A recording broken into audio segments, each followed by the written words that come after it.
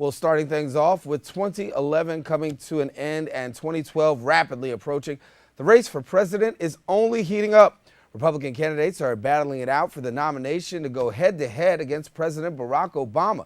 The question is, who will succeed and who will fail? Our political analyst, attorney, and professor from SUNY Maritime, Mark Meirowitz, joins us now to give us insight on this issues, as well as other stories making headlines. And we welcome Mark now to the show. And Mark, a couple of months ago, we were talking about Herman Cain being the front runner. Yes. And after this allegation of sex scandals and, sexual harassment, it seems as though he's dropped down. We're talking about Mitt Romney, Newt Gingrich. First of all, is Herman Cain done? Herman Cain is done. As Mayor Ed Koch said in a recent interview, Herman Cain is down the drain. I hate to be so strong about it, but the problem with Herman Cain is that the problems that America has are so severe that we really don't have time for amateurs to be learning how to be a president. We have big issues out there. The problem I have with Herman Cain is his candor, the way he brings points forward. I'm just analogizing that to somebody like Truman, who was decisive, who said what was on his mind. He gave a press conference about the harassment allegations. And I think everybody who wants to study journalism or politics should listen to that press conference as one of the most amazing exercises in obfuscation and lack of transparency. He calls a press conference for the press, but does not illuminate these issues. He goes back and forth and waffles back and forth. So, well, could it be said, though, let's be honest, could it be said that, listen, first of all, he wasn't predicting to get this far. Second of all, you haven't mounted up enough of a campaign staff to really deal with these issues that are, that are pretty much savvy in these issues. Right. So he's pretty much going at this as a freshman with not enough support. So this is why we're seeing what we're seeing. I don't think, for example, when he was questioned on Libya, and I know the press is always trying to get gotcha moments with candidates, but we don't have time in a country at war abroad with unbelievable economic issues at home to have practicing law. Lawyers go to law school to practice.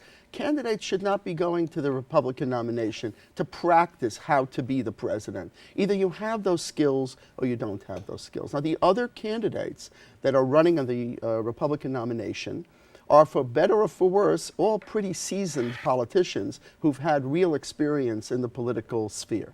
Former governors, former Speaker of the House. I mean, this is actual experience. Now, there's nothing wrong with having a businessman come along. That maybe would be refreshing.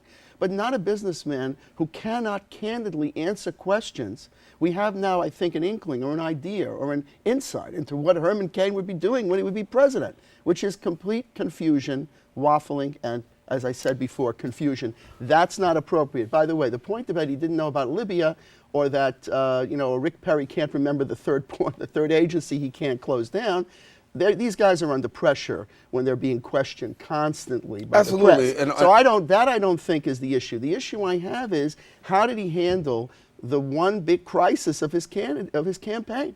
He handled it extremely poorly. Well, let's talk and about, that, I think, is indicative of his lack of preparedness for the most important job in the world. Well, let's talk about the latest, crisis of the campaign, particularly for President Barack Obama, the fact that the super committee has failed now in coming together. Now, listen, many people optimistically said, or I should say optimistically said, we know that the super committee was going to fail. It was, partisan politics at its best. How much does this hurt the president in the fact that the super committee didn't get the job done, or is it a reflection on the Congress? Well, it's a reflection on our political system and the low esteem that people have of our political system, the low percentage popularity polls in Congress. Look, when you build up expectations for something and then they fail, then it's all very shattering. But there were high expectations about the super committee, but the super committee was a function of our partisan system, and our partisan system is broken. So that doesn't mean that if our partisan system doesn't work in general, then why would you expect the super committee, which is a reflection of that, to be able to solve the biggest issue that we have, which is this deficit? What we really need is true bipartisanship, and we don't have that in Washington. Now, it's a question of who to blame about that. That's another discussion. Do we blame the president? Do we blame the Democrats? Do we blame the Republicans? They're all to blame, because they should be solving these problems, but they're not. So the super committee is, to me, more a symptom of the disease. It's not, again, just another example of how the two parties and our system does not work effectively to solve the glaring economic problems that we have, which are huge. And we've got to cut those deficits. And very candidly, the president going around and saying, my solution is tax the wealthy, I just don't know that that's a comprehensive solution to doing it. There's got to be more to this, a comprehensive solution in which there is buy-in from the Republicans, the Democrats, the president, the Congress. The whole system has got to buy in, and they're not. So as I said, I don't. There was sort of an expectation about the lack of expectation that they were going to fail. Hop on the shuttle with me. Let's go from D.C. to New York. We understand Occupy Wall Street still going on. Right. But yet and still facing a lot of mounting criticism. Right. One, because it's a leaderless movement. Second, because I think a lot of people are just saying at this juncture, while you may have some, certifiable points, the question is, what are you looking for? And when it results in violence, obviously, you lose credibility.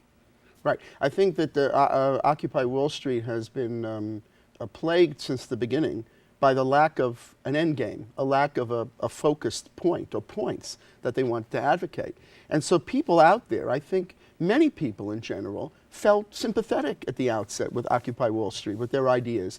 And they wanted to help them out, but you can't help someone out who doesn't help you understand what in the world it is that they're doing. And then, sort of on the way, they got co-opted by the labor movement. The labor movement walked in and they co-opted it. So that got even more confusing. Now, what is it that they're all about? So you have a complete a mishmash, a soup of people running around. Now, here's the other thing.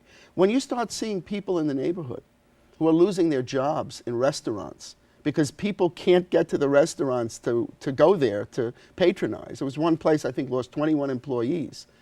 And I actually asked one of the organizers, I said, what do you think about that? Well, the restaurants should do better. They should have a better game plan. Well, that's not right, because people are sympathetic with workers in stores that are losing business and losing their jobs. But Occupy Wall Street, when you say they're leaderless, to me they're elitist in a way. They want to be the 99%, but to me their thinking is very elitist. They think they're right.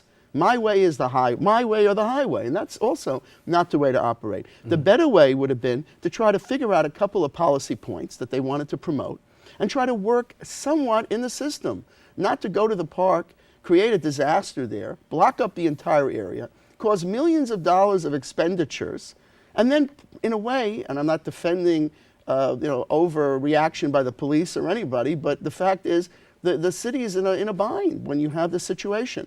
So what are the leaders of the city supposed to do? Let this continue unendingly? And we see the end, maybe the end game in other cities like Seattle and Oakland, where it actually degenerates into complete, total violence.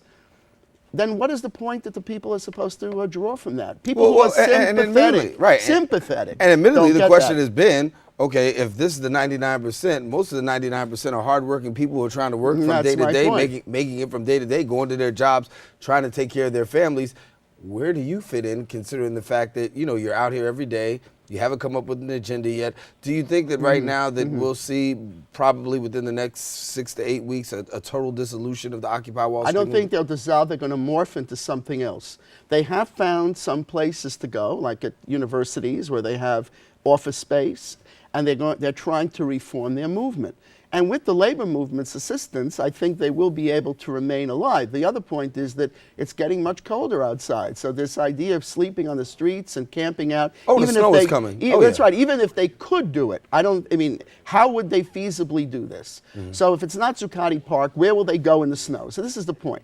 So I think they made their initial point. Now they've got to morph into something that people can understand what it is that they want. And by the way, the thing that you said before about working people getting to work, I heard of examples of people that I know of that couldn't get to work, that were docked for lateness because they couldn't get through Occupy Wall Street. Now, the Occupy Wall Street people, when you ask them, they respond in an elitist fashion, in the 1% approach is, hey, I'm right, you're wrong. I'm doing a good thing. You're just a working stiff. Well, this is not fair. And that is I think, detrimental to the purpose, whatever the purpose is, which I think is not very clear. But if it's the purpose to help society, then they've got to figure out a way to work within the society, within the system to some extent, so that they can get some reaction, some benefit. Let's talk about Penn State University for a Yep, second, because yep. there is a lot of controversy Yep. still surrounding there. Penn State obviously going ahead and hiring former FBI Director Louis Freeh. That's right. He will now be heading up Right. the investigation. But on the other side, attorneys for Jerry Sandusky say now that, listen, we're pretty concerned because there is a possibility more charges can be filed before December, which could mean that he could be set without bail and end up in jail by the holidays. First of all, your reaction to Penn State and the fact that they're bringing Louis Freeh in, good move, bad move. And second of all, your response to the attorney who says, listen, you know, my client might end up in jail before the holidays. Well, okay, fair enough. Let's just see. The problem is Joe Paterno and the legacy of cover-up at Penn State. There was a big article in the New York Times about this. This is about athletes, but I'm saying the athletic department was given a hands-off by the university because they were raising a lot of money. It was a money center. In fact, the athletic department at Penn State is the revenue center for Penn State in making the money for the university. As a result, athlete misconduct and athlete attacks were completely covered up by Joe Paterno. So to me, he went down about 20 notches when I read that. Now and he was told by the disciplinary officer, you've got to take care of these things. And he said, well, this is the athletic department, so you just take your hands off my situation and don't discipline those athletes.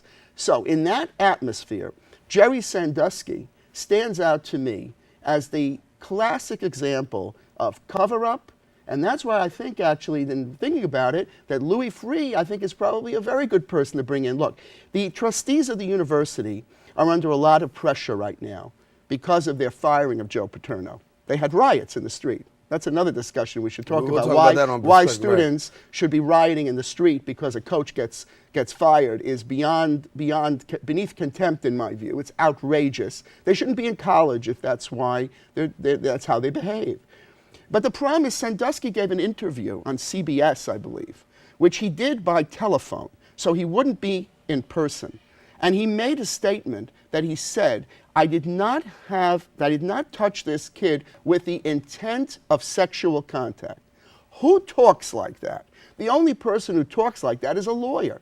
So obviously he was reading it as from a lawyer's script. So to me, I find his credibility to be zero. I don't know what went on there. But the whole story is so outrageous and so ugly that it needs to be opened up like a wound, and it needs to be looked at. And the right person to do it, I'm afraid, in this type of situation, is an FBI director, who is someone that's going to be able to probe it, open it up, look inside, see what happened, and let's see what happens. As far as the attorney, well, sure, he has a great point, but if his client is guilty, he shouldn't have been doing that, because it's horrendous conduct, not befitting anybody but a leader in an athletics department. It's outrageous. And kids. And kids. The most and important children. thing is kids. And children. And children. And that's the most important thing. But I think there was an atmosphere of cover-up which was motivated by Joe Paterno, and the whole world of the athletic department was hands-off at that university